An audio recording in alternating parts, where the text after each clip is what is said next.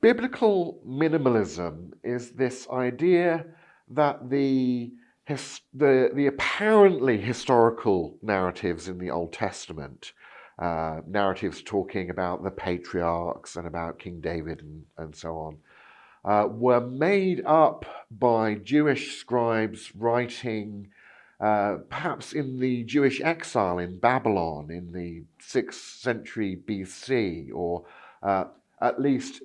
many hundreds of years later than the apparent time period from which those documents kind of seem to come when you read them. That these are kind of legendary stories made up by Jewish scribes, as I say, perhaps under the exile in Babylon to give themselves a sense of national identity and so on, but that therefore it's very unlikely that they contain historically reliable information. Biblical maximalism is the position that says, no, minimalism is wrong, but it's fair to say that there would then be a spectrum of opinion about how much or how historically reliable those Old Testament reports are. But